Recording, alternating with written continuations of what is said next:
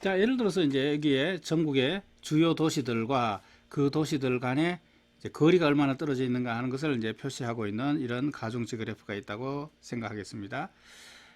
자, 그리고 출발 지점은 서울이라고 하겠습니다.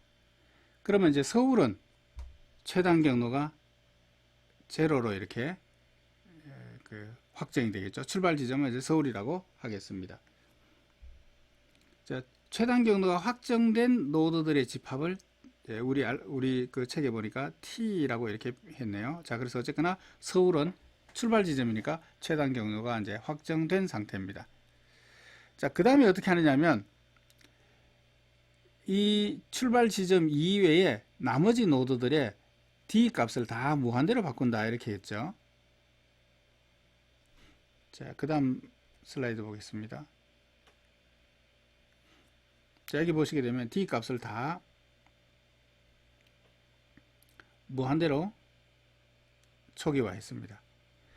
그런 상태에서 이 출발 지점 이 S의 D 값은 제로로 되어 있고요. S에 직접적으로 간선이 연결된 노드는 두 개가 있네요. 천안하고 원주네요.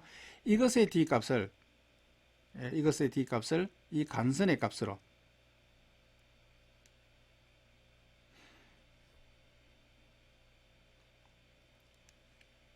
T의 최단 경로가 제로니까 여기에 간선을 더해주면 이 간선의 값이 되겠죠. 이 간선의 값으로 D의 값을 수정을 해줍니다. 천안과 원주. 이렇게 원래 있던 D 값을 T 안에 있는, 그러니까 이미 최단 경로를 찾은 이 노드를 거쳐서 가는 요 값으로 바꾸는 것을 간선 완화다 이렇게 이제 불렀습니다. 자, 이렇게 이제 간선 완화를 한 다음에 그 다음에 어떻게 합니까? 이 전체 D 값 중에서 더 작은 값을 선택합니다. 전체 D 값 중에서 더 작은 것이라는 게 뭐냐면 S로부터 최단 경로가 가까운 순이다. 제일 가까운 도시다 라고 하는 겁니다. 자, 여기서 보니까 천안이 12이고 원주가 15예요. 그럼 뭐를 선택하느냐면 천안을 선택하는 겁니다. 그럼 이제 천안이 최단 경로가 확정이 된 노드의 집합에 포함이 되는 겁니다. 자, 그 다음 슬라이드 보겠습니다. 자, 그렇게 되면 이제 천안이 이제 선택이 되죠. 자, 천안이 선택이 되면 그 다음에 뭘 해야 되느냐면 이 천안에 연결되어 있는 이 노드, 논산하고 대전이죠. 이 천안에 연결된 이 그 간선, 논산과 대전의 현재 D 값하고 천안의 D 값에다가 요 간선을 더해 준 것. 요게 뭐냐면 서울에서 천안을 거쳐서 자기한테까지 오는 이제 최단 경로가 되는 거죠. 예. 천안의 D 값하고 간선하고 더해서 요 값으로 D 값을 바꿔줍니다. 그럼 여기가 16이 되겠죠. 그러면 이제 서울에서 천안을 거쳐서 간다는 뜻이에요. 그 다음에 요거는 12에서 10을 더하면 22죠. 그러면 이 D 값이 22로 이렇게 교체가 되는 거죠. 그 천안이 새로 들어갔기 때문에 천안을 거쳐서 가는 경우에 최단 경로가 더 짧으면 그 값으로 바꿔준 겁니다. 자, 이렇게 바꾼 게 이제 그 다음에 나와 있죠. 자, 여기 논산이 무한대에서 16으로, 대전이 무한대에서 22로 바꿔졌습니다. 다시 말하면 천안을 거쳐서 가는 길로 최단 경로로 바꿨어요. 이걸 뭐라고 부르냐면 간선 완화라고 부릅니다. 자, 이렇게 이제 바꿔놓은 상태에서 그러면 이제 지금 현재 최단 경로가 확정된 집합 T는 이제 이거죠. 최단 경로가 확정되지 않은 노드들 중에서 D 값이 제일 작은 것을 골라냅니다. D 값이 제일 작은 것은 15, 22, 16, 나머지는 무한대니까 요게 그 다음으로 작네요. 그럼 이게 이제 새로운 V민이 되면서 얘를 이제 다음번 T에 포함시킬 노드로 다시 말하면 최단 경로를 확정할 노드가 되는 겁니다. 자, 원주가 이제 다음번 최단 경로 확정 대상 V민이 되는 거죠. 자, 이렇게 선택하고 나면 그 다음에는 이 원주랑 연결되어 있는 이 도시들, 원주랑 간선이 있는 이 도시들의 D 값을 수정을 해줍니다. 자, 원래 있는 D 값하고 원주를 거치게 되면 원주는 15입니다. 원주를 거쳐서 요 간선으로 가는 경우, 그러면 이제 15하고 21 더하면 36이 되네요. 36. 이 더 작죠? 그럼 그 값으로 바꿔줍니다. 얘는 22가 되네요. 22로 바꿔줍니다. 이렇게 새로 부위민이 하나 들어와서 이 부위민을 거쳐서 이 부위민에 연결된 이 엣지를 이용해서 원래 있던 D 값을 수정해 주는 것을 간선 완화라고 부르죠. 그래서 강릉과 대구의 간선이 완화됐습니다. 그러면 현재까지 이제 이렇게가 이미 찾아진, 이제 최단 경로가 이미 찾아진 노드들이에요. 그럼 간선 완화를 한 다음에 이 D 값들 중에서 D 값이 더 작은 것, D 값이 더 작은 것이 보니까 논산이네요. 그럼 얘를 다음번 최단 경로를 찾는 후보가 되는 겁니다. 그럼 얘가 부인민이 되는 거죠. 그럼 얘를 선택해서 얘가 이제 선택되면 얘와 연결되어 있는 이 간선들에 연결된 노드들의 현재의 D값하고 이 논산을 거쳐서 가는 경우에 대한 최단 경로하고 비교를 해봅니다. 자, 논산까지 오는데 최단 경로는 16이에요. 16에 3을 더하면 19죠. 아까 여기서는 이제 이렇게 갔기 때문에 이제 22였는데 22보다 논산을 거쳐가는 게 더 짧죠. 19죠. 그럼 이걸 19로 고쳐주는 거예요. 얘는 무한대니까 무조건 논산을 거쳐서 가는 게 유리하죠. 29 이렇게 고쳐줘요. 이걸 이제 간선 완화라고 부른다 그러죠. 그래서 19, 29로 바꿨습니다. 이렇게 한 다음에 다음번으로 D 값이 작은 것을 고릅니다. 다음번으로 D 값이 작은 것은 지금 여기 19가 제일 작아 보이네요. 얘가 다음번 부위민이 되겠네요. 그럼 이제 얘가 다음번으로 선택이 되고, 그 다음에 이제 대전에 연결된 간선에 연결된 경우, 요 대구 하나밖에 없네요. 이 경우에는 이제 원래 값이 D 값이 22, 얘는 대전까지 오는데 19, 대전에서 간선이 10이니까 29. 그러니까 이 대전을 거쳐서 오는 29가 더 크죠. 그러니까 이것을 29로 바꾸지 않고 그냥 둡니다. 왜냐하면 현재 것이 더 작으니까. 현재 것은 이제 이렇게 거쳐오는, 원주를 거쳐오는 거고, 대전이 들어갔기 때문에 대전을 거쳐가는 경우를 한번 고려해 봤는데 대전이 더 머니까 이제 그걸 선택을 안 하고 그냥 둡니다. 자, 이런 상태에서 다음으로 D민이 작은 것은 D의 값이 작은 것은 뭐냐 봤더니만 이 대구 22가 작네요. 그러면 이제 대구를 선택합니다. 네, 대구를 선택합니다. 대구를 선택하게 되면 이제 대구에 연결된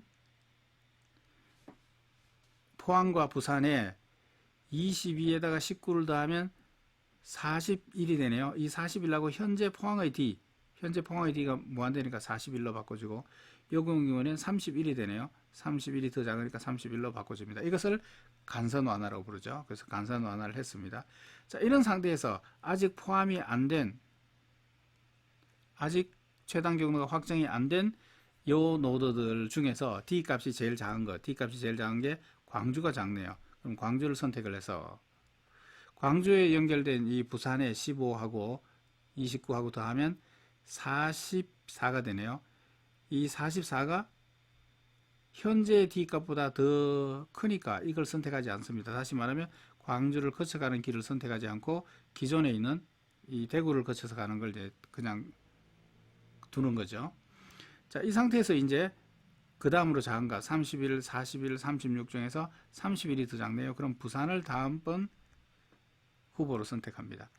그러면 이제 부산하고 간선이 연결된 포항 놓게 보면 31에서 5, 부산을 거쳐서 가는 경우에는 36이니까 원래 있는 D 값보다 더 작네요. 그러면 간선 완화를 해줍니다.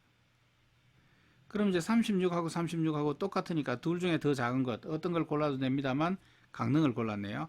자, 강릉을 골라서 강릉을 고르면 이제 다시 이제 이 강릉을 거쳐서 가는 경우 36하고 25하고 더하면 61이죠. 61하고 원래 포항의 D값하고 봐서 이게 더 크니까 간선 완화를 안 합니다.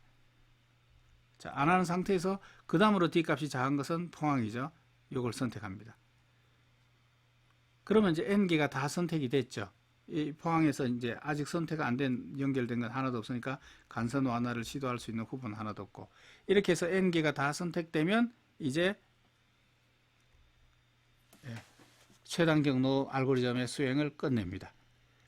그렇게 되면 이 D값들이, 이 확정된 이 D값들이 서울에서부터 자기 자신까지 가는 이 최단 경로의 거리들이, 최단 경로의 길이들이 여기 지금 다 뒤에 들어 있습니다. 자, 이 D값이 결정되는 순서가 처음에 서울에서 천안을 먼저 결정하고요. 왜 천안을 먼저 결정했냐면 최단 경로가 제일 작았거든요. 그 다음으로는 원주를 결정했죠. 원주를 결정했고, 그 다음 뭘 결정했냐면 논산을 결정했고, 이런 식으로 이제 결정을 해 나갔었습니다. 그러니까 어떤 그리드 룰입니까? 최단 경로를 찾아 나가는 대상 도시, 대상 노드는 최단 경로가 더 작은 순으로, 최단 경로가 더 작은 순으로 찾아 나가는 이런 그리드 룰로 동작하는 것이 다익스트라 알고리즘이 되겠습니다.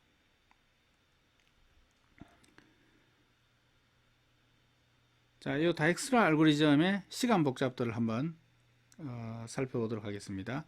다익스트라 알고리즘의 시간 복잡도는 앞에 알고리즘으로 한번 돌아가 보면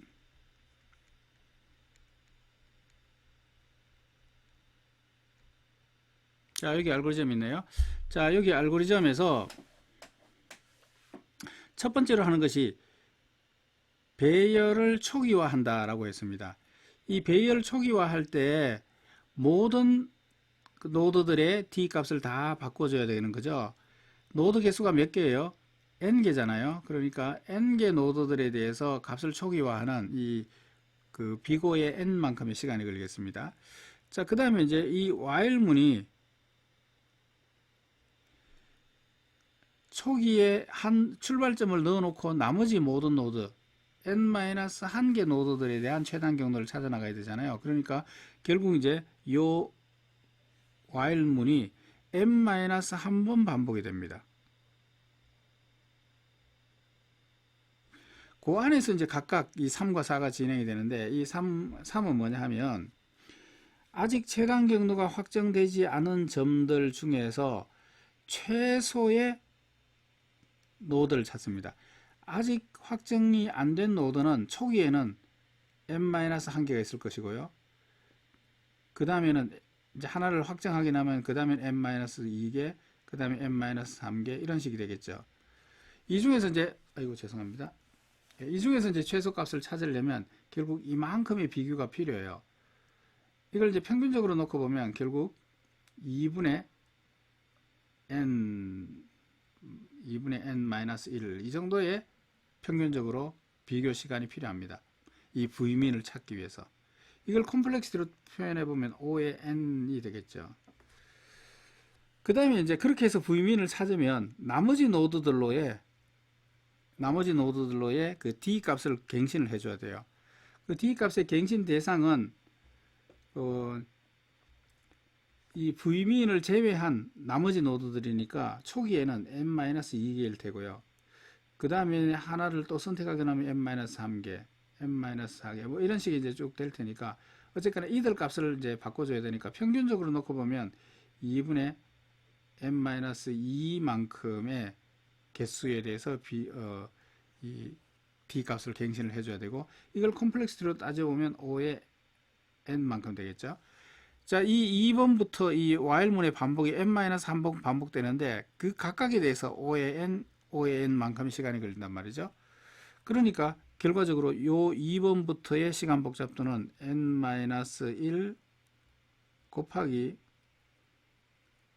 비고의 n 더하기 비고의 n. 요만큼의 시간이 걸린단 말이죠. 요건 이제 더해도 역시 비고의 n이 되는 거고요. 비고의 n을 n-1번 하게 되면 이건 결과적으로 5의 n제곱의 콤플렉시티가 됩니다. 자, 뒤에 우리 그 슬라이드에서 컴플렉스 설명해 놓은 페이지로 한번 가보겠습니다. 자, 시간 복잡도 부분에서 앞에 초기화하는 것은 이제 비고의 n만큼의 시간이 걸리고, 거기에 더해서 while문, 이 부분이 이제 시간이 제일 많이 걸리죠. while문이 n-1번 반복이 되는데, 한 번 반복될 때마다 while문 안으로 들어가 봤더니만 v민을 찾는 부분이 있는데, 그죠? v민을 찾는 부분이 있는데, 이 v민을 찾는 시간이 비고의 n만큼 걸린단 말이죠. 왜냐하면 이제 이 n개 있는 이 배열에서 최소값을 찾는, 앞에서부터 차례대로 비교하면서 최소값을 찾아야 되니까 이 비고의 n에 비례합니다. 이렇게 찾은 다음에 이 v민에 연결된 나머지 노드들하고 또 d값을 갱신을 해줘야 되죠. 이게 이제 또 최대로 따지면 또 이게 n에 비례합니다. 그러니까 비고의 n. 그래서 결국은 비고의 n 두 개짜리가 while문 안에 있고, 이 while문이 n-1번 반복이 되니까 비고의 n 제곱에 이제 시간 복잡도가 걸립니다. 앞에서 이제 프림 그 최소 신장 추리 찾는 알고리즘이 있었는데, 이 경우에도 그 안에서 최소값을 찾는데 그게 이제 비고의 n만큼 걸리니까 n 제곱이 나왔는데, 그것을 이제 최소 힙으로 하게 되면 로그의 n으로 시간을 줄일 수 있다라고 하는 거 있었죠. 그것처럼 최소 힙을 사용을 한다고 치면 이 최단 경로는 비고의 m 로그 n, 이 m은 이제 간선의 수, 이 m이 n에 비례한다고 치면 결과적으로는 5의 n 로그 n만큼의 시간 복잡도를 갖는 것이 최단 경로 찾는 다익스트라 알고리즘이 되겠습니다. 이 다익스트라 알고리즘의 응용은 굉장히 많죠. 우리가 이제 그 내비게이션 같은 걸 이제 하게 되면 현재 지점에서 어느 지점으로 최단 경로를 찾겠다, 최단 시간을 찾겠다 그러면 이 다익스트라 알고리즘에 의해서 최단 경로를 찾아서 우리가 그 안내를 할 수가 있겠죠. 예, 그런 것처럼 이제 이 지도에서 최단 경로를 찾는 뭐 이런 이제 그 내비게이션이나 지도 찾는, 지도의 최단 경로 찾는 이런 데에 다익스트라 알고리즘이 이제 응용이 되고요. 그 외에도 이제 통신 분야에서 어떤 그 네트워크, 컴퓨터 네트워크에 이 통신 라인들이 있을 때 어느 라인으로 가는 것이 더 최소 시간이나 더 효과적이냐를 뭐 찾는다든가 이런 등등의 이제 여러 가지 분야에서 그 다익스트라 알고리즘의 최단 경로 찾기 알고리즘이 많이 응용이 되고 있습니다. 자, 이렇게 해서 최단 경로 찾기 알고리즘의 예제에 대해서 우리가 살펴보셨습니다.